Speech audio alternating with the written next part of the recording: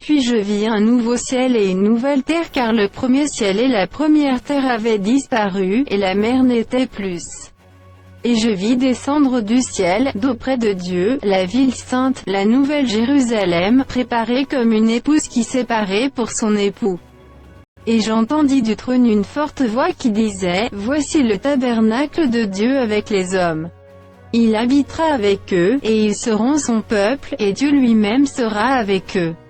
Il essuiera toute larme de leurs yeux, et la mort ne sera plus, et il n'y aura plus ni deuil, ni cri, ni douleur, car les premières choses ont disparu. » Et celui qui était assis sur le trône dit, « Voici, je fais toutes choses nouvelles. » Et il dit, « Écris, car ces paroles sont certaines et véritables. » Et il me dit, « C'est fait. Je suis l'alpha et l'oméga, le commencement et la fin.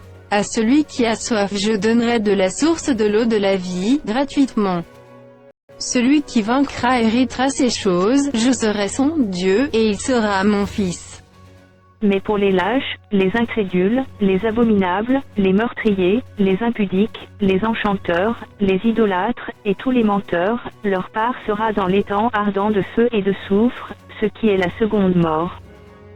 Puis un des 7 anges qui tenait les 7 coupes remplies des 7 derniers fléaux vint, et il m'adressa la parole, en disant, « Viens, je te montrerai l'épouse, la femme de l'agneau. » Et il me transporta en esprit sur une grande et haute montagne. Et il me montra la ville sainte, Jérusalem, qui descendait du ciel d'auprès de Dieu, ayant la gloire de Dieu. Son éclat était semblable à celui d'une pierre très précieuse, d'une pierre de jaspe transparent comme du cristal. Elle avait une grande et haute muraille. Elle avait 12 portes, et sur les portes 12 anges, et des noms écrits, ceux des 12 tribus des fils d'Israël. À l'Orient 3 portes, au Nord 3 portes, au Midi 3 portes, et à l'Occident 3 portes. La muraille de la ville avait 12 fondements, et sur eux les 12 noms des 12 apôtres de l'agneau. Celui qui me parlait avait pour mesure un roseau d'or, afin de mesurer la ville, ses portes et sa muraille. La ville avait la forme d'un carré, et sa longueur était égale à sa largeur. Il mesura la ville avec le roseau, et trouva 12 000 stades, la longueur, la largeur et la hauteur en étaient égales. Il mesura la muraille, et trouva 144 coudées, mesure d'homme, qui était celle de l'ange. La muraille était construite en jaspe, et la ville était d'or pur, semblable à du verre pur. Les fondements de la muraille de la ville étaient ornés de pierres précieuses de toute espèce, le premier fondement était de jaspe, le second de saphir, le troisième de chalcédoine, le quatrième d'émeraude.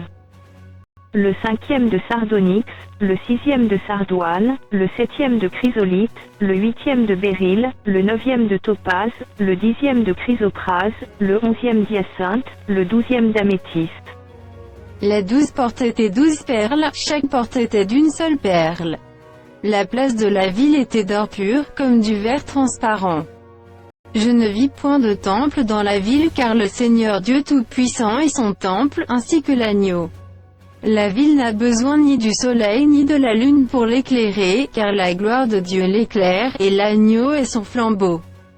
Les nations marcheront à sa lumière, et les rois de la terre y apporteront leur gloire. Ses portes ne se fermeront point le jour, car là il n'y aura point de nuit. On y apportera la gloire et l'honneur des nations.